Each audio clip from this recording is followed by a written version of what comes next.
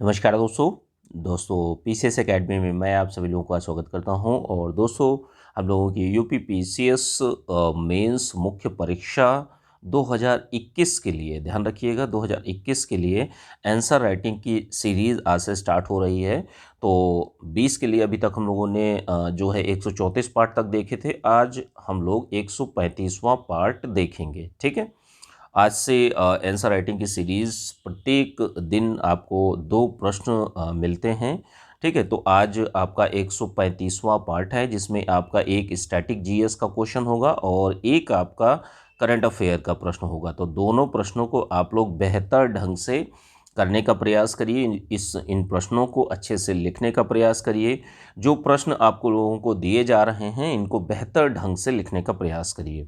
और answer writing ध्यान रखिएगा, जिन लोगों को भी 2021 में जॉब लेनी है तो अभी से आपको आंसर राइटिंग की प्रैक्टिस करनी पड़ेगी। ध्यान रखिएगा, आंसर राइटिंग बहुत ही ज़्यादा ज़रूरी है।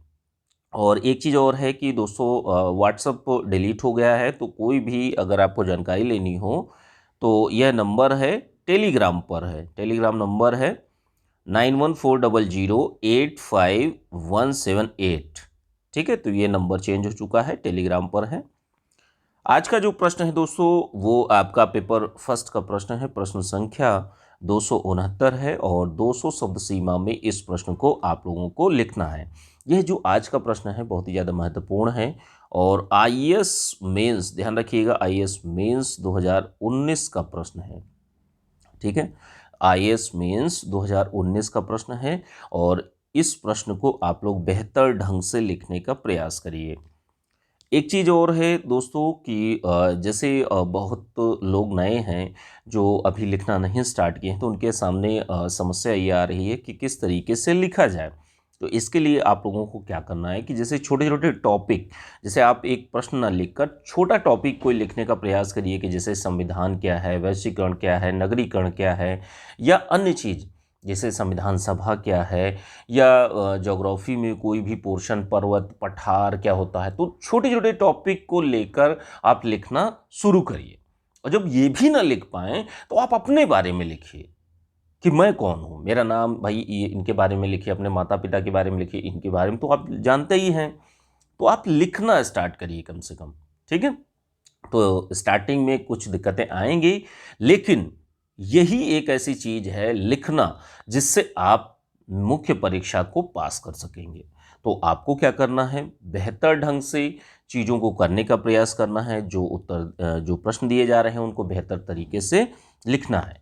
वीडियो अच्छा लगे तो वीडियो को आप लोग लाइक कर दीजिएगा, वीडियो को शेयर भी करा दीजिएगा। शेयर आप लोग फेसबुक और व्हाट्सएप ग्रुप जो भी आपके फ़ोन में है उसके माध्यम से आप लोग ज़रूर से ज़रूर कराइएगा। चैनल को सब्सक्राइब जरूर कर लीजिएगा और बेल बटन को ज़रूर प्रेस कर दीजिएगा।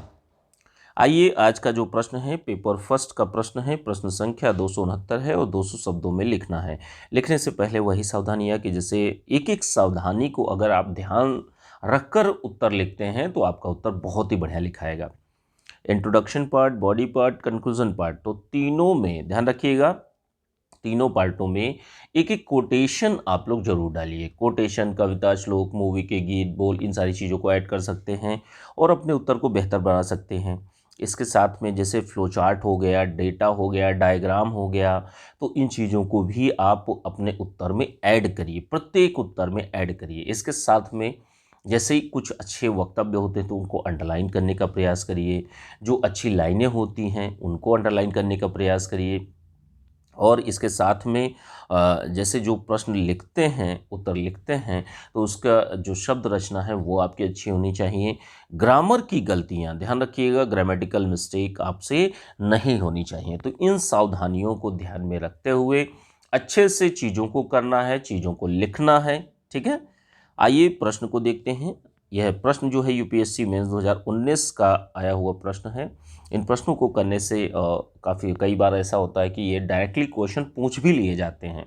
तो आपको क्या करना है कि डायरेक्टली आपको एग्ज़ाम हॉल में भी आपको यही कार्य करना है। तो इसी कार्य को आप पूरे साल करिए, जिससे आपकी जो उत्तर लेखन क्षमता है वो बहुत अच्छी हो जाए। तो इन चीज़ों को आप लोगों को ध्यान रखना है, अच्छे से चीज़ों को लिखना है। प्रश्न को देखते हैं, आइए। महिला सशक्तिकरण जनसंख्या समृद्धि को नियंत्रित करने की कुंजी है, चर्चा कीजिए। जो विमेन एम्पावरमेंट जो होता है, महिला सशक्तिकरण जो होता है, यह जनसंख्या वृद्धि जो होती है उसको नियंत्रित करने की कुंजी है। तो इस पर आपको सारे आयामों को बताना है। अब देखिए, महिला सशक्तिकरण की जब हम लोग बात करते हैं तो महिला सशक्तिकरण का तात्पर्य क्या होता है, इसका अर्थ क्या होता है, इसका आशय क्या होता है, इसको सबसे पहले बताना है। कि देखिए, कोई भी महिला है, जैसे आप एक महिला की स्थिति सोचिए, आप जो है 18वीं सदी में, ठीक है, 18वीं सदी में आपको क्या करना है कि एक महिला की स्थिति 18वीं सदी में आपको सोचनी है, और एक महिला की स्थिति आपको 2000 में सोचनी है, 2020 में। तो कहीं ना कहीं दोनों महिलाओं की स्थितियों में फर्क मिलेगा।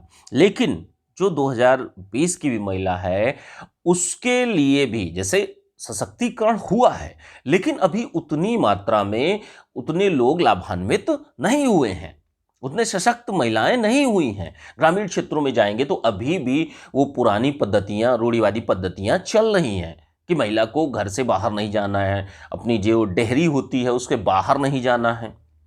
तो ऐसा जो चीजें हैं वो समाज में व्याप्त हैं। और देखिए, जैसे महिला सशक्तिकरण को अगर हम लोग बात करते हैं तो एक महिला का सामाजिक रूप से सशक्त होना, आर्थिक रूप से उसको आर्थिक रूप से पैसे के लिए किसी के लिए बोलना ना पड़े, राजनीतिक रूप से उसको राजनीतिक अधिकार भी प्राप्त हो, वो चुनाव भी लड़ सके, सारी चीज़ों को, सारे कार्यों को कर सके। तो ये सामाजिक, आर्थिक, राजनीतिक रूप से महिलाओं को सशक्त बनाना, आत्मनिर्भर बनाना, ठीक है, आत्मनिर्भर बनाने की बात कही जाती है। महिला सशक्तिकरण में अन्य चीजें भी आती हैं कि जैसे देखिए, सदियों से महिलाओं के ऊपर उनके साथ में अत्याचार होता रहा है। बाल विवाह हो गया, विधवा विवाह जो हो गया, ठीक है। जैसे विधवा विवाह तो प्रावधान लाया गया था, विधवा हो जाने के बाद विवाह नहीं कर सकती। तो ये ऐसे प्रावधान थे, महिलाओं के साथ बलात्कार, अत्याचार और हत्या, उनको जलाना, ये बहुत सारी चीज़ें उनके साथ में। लेकिन हाँ, अगर महिलाओं की स्थिति अच्छी होगी तो ऐसी कोई भी क्रिया जो है वो उनके साथ में नहीं होगी। महिला सशक्तिकरण को हम इन संदर्भों में भी देख सकते हैं कि जैसे पुराने ज़माने में ये था कि महिलाओं का कार्य ही है केवल बच्चे पैदा करना, प्रजनन क्रिया पर उनका नियंत्रण नहीं था। जैसे पुराने ज़माने में क्या था, और आज की डेट में भी आप देखिए, जहाँ पर भी, जिस घर में भी पितृसत्तात्मक समाज है या घर है, जो फैमिली है, उसमें पिता की चलती है, माता की नहीं चलती। तो ऐसी स्थितियों में क्या होगा कि ऐसी स्थितियों में जो बच्चे कितने पैदा करने हैं, कितने नहीं करने हैं, इसका डिसीजन जो है वो घर का पुरुष लेता है, महिला नहीं ले सकती। तो ऐसा क्या है, प्रजनन क्रिया पर इनका नियंत्रण भी नहीं रहता था, तो जिसके कारण जो हमारे यहाँ की जनसंख्या वृद्धि है वो बहुत ज़्यादा बढ़ती थी। कोई भी निर्णय लेना उनके अनुसार नहीं हो पाता था, ठीक है। जैसे जो महिलाएं हैं वो अपने निर्णयों को भी अपने अनुसार नहीं ले सकती कि भाई जो निर्णय है, जो डिसीज़न है, वो घर के पुरुष मुखिया लेंगे। महिलाओं को महिला सशक्तिकरण को ओवरऑल शब्दों में कहें तो महिलाओं को सशक्त बनाना, ओवरऑल सभी पक्षों में सशक्त बनाना। अब देखिए, महिला सशक्तिकरण जो है वो जनसंख्या वृद्धि को जनसंख्या वृद्धि को नियंत्रित करने में इसकी भूमिका क्या है। तो अब इसको भी देख लेते हैं कि करके पॉइंट्स को देखेंगे कि जैसे देखिए, अगर एक महिला, वर्तमान में देखेंगे तो अगर एक महिला आत्मनिर्भर होती है तो वो अपने इच्छा अनुसार बच्चा पैदा करेगी। भाई घर में दबाव भी पड़ेगा तो आदमी महिला जो है वो खड़ी हो सकती है, नहीं कह सकती कि नहीं हमें आगे बच्चे नहीं चाहिए।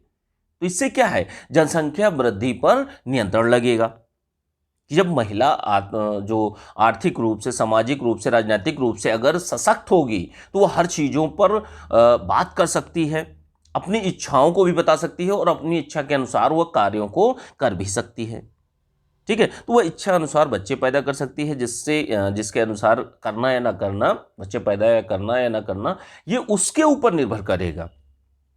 देखिए दूसरी बात क्या है कि दूसरी बात यह है कि अगर महिला शिक्षित होगी, महिला शिक्षित अगर होगी, अब आज की डेट में ग्रामीण क्षेत्रों में अगर चले जाइए तो महिलाएं अभी उस जो उतनी बड़ी मात्रा में शिक्षित नहीं हैं। तो जो फैमिली प्लानिंग होती है, जो परिवार नियोजन जो होता है वो अच्छे से नहीं हो पाता। अब परिवार नियोजन नहीं होगा तो होगा क्या कि भाई उनको आइडिया ही नहीं लगेगा, उनको समझ में नहीं आएगा यार चलो ठीक है हम खेतों में काम करने के लिए बढ़िया 2 4 10 बच्चे अपना पैदा कर लेते हैं। तो उनको भी अगर शिक्षित होगी तो वो यही कहेगी कि नहीं 2 ही बच्चे हैं, क्योंकि 2 बच्चों को ही पैदा करना ज़्यादा सही है, उनका पालन पोषण भी अच्छे से होगा, सारी चीज़ें बेहतर होंगी। और उनके जैसे अगर महिला शिक्षित होगी तो क्या होगा कि योजनाओं को अपनाने में भी आसानी होगी। अब देखिए अगला पॉइंट क्या है, बाल विवाह जैसी कुरीतियों पर नियंत्रण लगेगा। कि जैसे अगर महिला शिक्षित होगी तो वो बाल विवाह और इन सारी चीज़ों पर भी नियंत्रण लगेगा। बाल विवाह जैसी कुरीतियाँ पर नियंत्रण होता है तो इसका फर्क कहाँ पड़ेगा, प्रजनन अवधि जो होती है, कि जैसे बाल विवाह का मतलब ये हो जाता है कि जैसे मान लीजिए 12 साल में शादी हो गई, 10 साल में शादी हो गई, या 15 साल में शादी हो गई, ठीक है, या 17 साल में शादी हो गई। तो ऐसी स्थितियों में क्या है, जो बच्चा पैदा करने का टाइम पीरियड है वो बहुत ज़्यादा होता है। अब अगर बाल विवाह जैसी कुरीतियाँ हैं ये अगर ख़त्म हो गई हैं तो ये टाइम पीरियड कम हो जाएगा। अब जैसे मान लीजिए किसी एक महिला की शादी ही जो हुई जाकर वो हुई आपका 25 साल में या 27 साल में, तो ऐसी स्थितियों में उसके पास जो प्रजनन का जो समय होगा वो भी कम होगा। ठीक है, तो ध्यान रखिएगा प्रजनन अवधि जो होगी वो भी सीमित होगी, जिससे जनसंख्या नियंत्रित हो सकती है। अगली चीज क्या है, महिलाओं में अगर महिला शिक्षा अधिक होगी, महिलाएं जो हैं शिक्षित होंगी, तो ऐसी स्थितियों में जो अंधविश्वास है वो उतना नहीं होगा कि भाई अंधविश्वास में कि हाँ हम ज़्यादा बच्चा पैदा कर लेंगे तो बढ़िया सारी चीज़ें हमारी सुरक्षा होगी, और अंधविश्वासों में महिलाएं नहीं पड़ेंगी, जिससे वो बच्चे को जन्म नहीं देंगी। ठीक है, उनका पालन पोषण कैसे करना है ये सारी की सारी चीज़ें जानकारी होगी, एक उचित निर्णय जो है वो ले सकेंगी बच्चों के परिप्रेक्ष्य में। अगली चीज़ क्या है, अगर शिक्षित महिला होगी तो बच्चों का विकास भी अच्छा होगा। ठीक है, वो समझेगी कि हम 10 बच्चों का जो पालन पोषण है वो अच्छे से नहीं कर पाएंगे, इसलिए हम 2 ही बच्चे करते हैं। तो ऐसी स्थितियों में जो जनसंख्या नियंत्रण है उसमें महिला सशक्तिकरण की अहम भूमिका हो जाती है। और क्या है कि जैसे पुरुषों और महिलाओं के आरंभिक आयु में संवेदनशील बनाना, कि जैसे देखिए जो महिला सशक्तिकरण है, ठीक है, अगर ये विमेन एम्पावरमेंट जो है वो अगर अच्छे से हुआ तो पुरुषों और महिलाओं को आरंभिक आयु में ही संवेदनशील बनाता है कि हाँ भाई वो जागरूक हो। अब वर्तमान में अगर देखेंगे तो सभी लोग जागरूक हैं कि हाँ भाई शादी नहीं करनी है, शादी तभी करनी है एक टाइम पीरियड के बाद और जॉब लगने के बाद। तो ये ऐसी चीज़ें समाज में रहती हैं, और अगर ये चीज़ें जानकारी होगी तो हमारी जनसंख्या भी नियंत्रित होगी। अगली चीज़ क्या है, जो महिलाओं के निर्णय हैं उनको भी समाज में वरीयता मिलेगी। ठीक है, तो हर चीज़ों की जानकारी होगी, हर तरीके से महिलाओं के जो डिसीजन जो हैं उनको प्रेफरेंस दिया जाएगा, वरीयता दी जाएगी, और महिलाओं को समाज में सम्मान की प्राप्ति भी होगी और जनसंख्या नियंत्रित भी होगी। तो ये आपके सारी की सारी चीज़ें थी। 200 शब्द सीमा में इस प्रश्न को आप लोगों को लिखना था। अच्छे से आप लोग 200 शब्द में आप लोग इस प्रश्न को अच्छे से लिखने का प्रयास करिए। 2021 के लिए जो मुख्य परीक्षा है 2021 के लिए पेड ग्रुप स्टार्ट हो चुका है, तो जो लोग भी अपना ज्वाइन करना चाहते हैं ज्वाइन कर सकते हैं। नंबर है आपका 9140085178, ये टेलीग्राम नंबर है, इस पर आप लोग मैसेज करके जानकारी ले सकते हैं। इस समय 50% फ़ी भी ऑफ चल रही है, तो जो लोग भी अपना इच्छुक हों, कोई जोर जबरदस्ती नहीं है, आपकी इच्छा के ऊपर डिपेंड करता है। तो इच्छा हो तो आप लोग ज्वाइन कर सकते हैं। ठीक है, और या तो डिस्क्रिप्शन बॉक्स में डिटेल को चेक कर सकते हैं। आइए दूसरे प्रश्न में चलते हैं हम लोग। दूसरा प्रश्न जो है वो करंट अफेयर का प्रश्न है। प्रश्न संख्या जो है 270 है और 125 शब्दों में आप लोगों को इस प्रश्न को लिखना है। प्रश्न को लिखने से पहले वही सावधानियां कि जैसे जो ग्रामर की गलतियां हैं वो आपसे नहीं होनी चाहिए। जो इंट्रोडक्शन पार्ट है, बॉडी पार्ट है, कंक्लूजन पार्ट है, तो तीनों में एक एक कोटेशन, कविता, श्लोक, मूवी के गीत, बोल, इन सारी चीज़ों को भी ऐड कर सकते हैं। और कुछ डेटा फ्लो चार्ट और जो डायग्राम है, इन सारी चीज़ों का भी आप उपयोग करिए। जो अच्छे शब्द हैं उसको अंडरलाइन भी करने का प्रयास करिए और अच्छे से चीज़ों को आप लोग लिखने का प्रयास करिए, अच्छे से चीज़ों को करने का प्रयास करिए। आज का जो प्रश्न है दोस्तों, आज का प्रश्न करंट अफेयर का प्रश्न है। आइए प्रश्न को देखते हैं। कोविड-19 के कारण लोगों के मानसिक स्वास्थ्य पर पड़ने वाले प्रभावों का वर्णन कीजिए। अब देखिए, कोविड-19 तो अभी 2020 में भी रहा है और अभी भी है, लेकिन बहुत कम हो चुका है। इससे अब देखिए, पहले तो कोविड-19 से संबंधित डायरेक्टली क्वेश्चन पूछे गए, अब थोड़ा-सा इसके प्रभावों को भी अब ये चीज़ें, ये प्रश्न बनेंगे, ठीक है? क्योंकि देखिए, इस टाइप के प्रश्न आयोग बनाता है जो समसामयिक चर्चा में रहते हैं, तो उन चीज़ों से ही प्रश्न पूछे जाते हैं, ठीक है? तो इन चीज़ों को आप लोग ध्यान रखिएगा। अब देखिए, जो प्रश्न है, मानसिक स्वास्थ्य पर कोविड-19 के प्रभाव आप लोगों को बताना है 125 शब्दों में। तो देखिए, सबसे पहले बात करेंगे कोविड-19 के दायरे की। जहाँ तक बात कर लेंगे तो भारत में देखिए, एक सर्वे में आया था कि भारत में मानसिक रोगों से संबंधित मामलों की संख्या में 20% की बढ़ोतरी हुई है। कितने? 20% की बढ़ोतरी हुई है। और जो मानसिक स्वास्थ्य है, मेंटल हेल्थ जो है, तो मानसिक स्वास्थ्य लगभग भारत में इस कोविड-19 के दौरान 150 मिलियन लोगों को मानसिक रोग से पीड़ित होने की संभावनाएं जताई जा रही हैं। अब वो लोग कौन कौन से हैं कि जिनको ये संभावनाएं हैं कि ये लोग पीड़ित होंगे? देखिए, जो स्वास्थ्य देखभाल करने वाले कार्यकर्ता हैं, अब उनको रातों दिन काम करना पड़ रहा था। एक मेंटल प्रेशर भी था। बच्चे थे, किशोर हो गए, महिलाएं हो गई, वृद्धजन हो गए, प्रवासी व्यक्ति हो गए, असंगठित क्षेत्र के मजदूर हो गए, श्रमिक हो गए, दिव्यांगजन हो गए। अब सभी को कोविड-19 के कारण भाई एक तो डर आदमी के मन में ये बैठ गया था कि भाई जो चीज़ें हैं, अगर हमें कोविड-19 हो गया तो हमारी मृत्यु हो जाएगी। बहुत सारे डर, आदमी घर से नहीं निकल रहा था, लॉकडाउन लगा हुआ था। तो ये सारी की सारी स्थितियाँ कोविड-19 के दौर में हुई हैं। अब एक-एक करके करते हैं, एक-एक चीज़ों को हम लोग देखेंगे कि कोविड-19 से मानसिक स्वास्थ्य पर पड़ने वाले प्रभाव कौन-कौन से हैं। तो एक तो सरकार की गाइडलाइन जो थी, सरकारी नीतियाँ जो थीं, उनके माध्यम से कि जैसे बोला जा रहा था कि भाई क्वारंटीन हो जाइए, सोशल डिस्टेंसिंग को अपनाइए, सोशल अलगाव जो होता है, सामाजिक अलगाव, ठीक है? और क्या चीज़ें हैं कि जैसे यात्रा पर प्रतिबंध लगा दिया कि भाई सब चीज़ें लॉक कर दी गई हैं, अब आपको कहीं आना जाना नहीं, आप अपने घरों पर ही रहें। सारे स्कूल बंद हो गए, समारोह बंद हो गए। इससे क्या है, एक मानसिक स्थिति व्यक्ति की बिगड़ती चली जाती है। एक डर भी रहता है समाज में कि जैसे भय हो गई, घबराहट हो गई, चिंता हो गई, भ्रम हो गया, और जैसे मीडिया के माध्यम से काफ़ी भ्रम भी फैलाया था, ठीक है? क्रोध हो गया। तो ये सारी चीज़ें मिलकर व्यक्ति को अवसाद की स्थिति को उसमें वृद्धि करता है, ठीक है?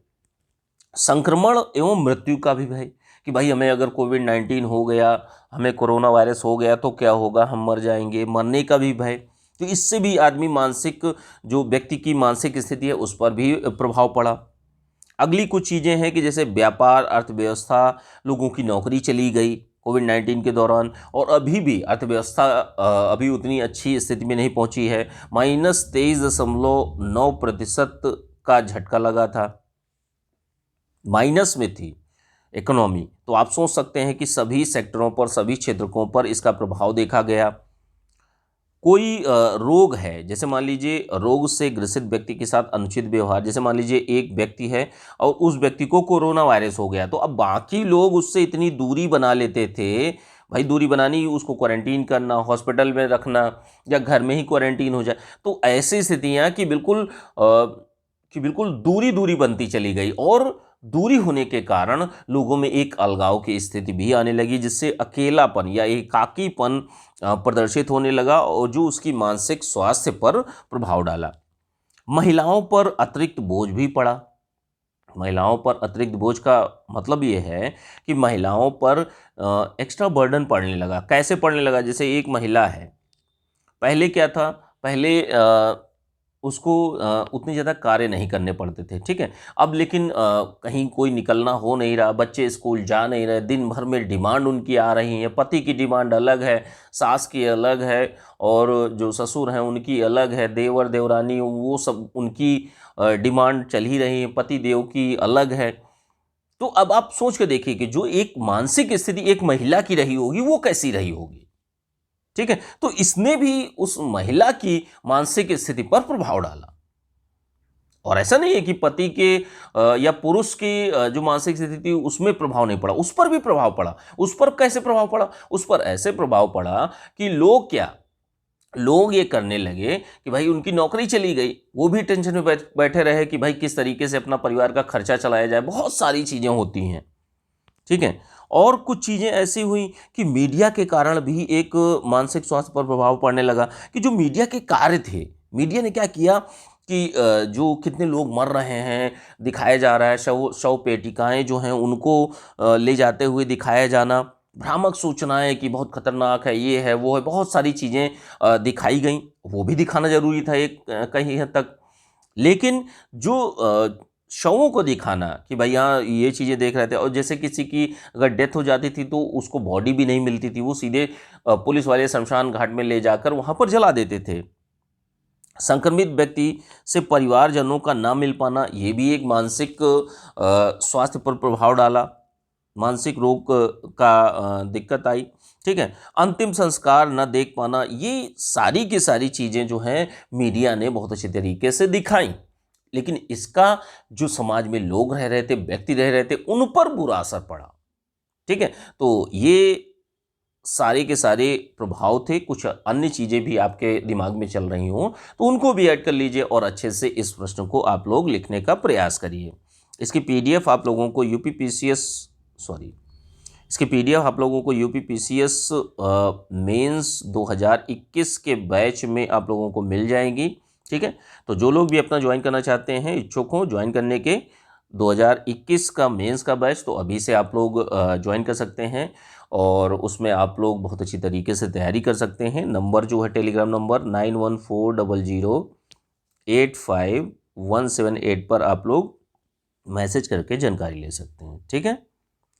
चलिए ठीक है, थैंक यू देखने के लिए।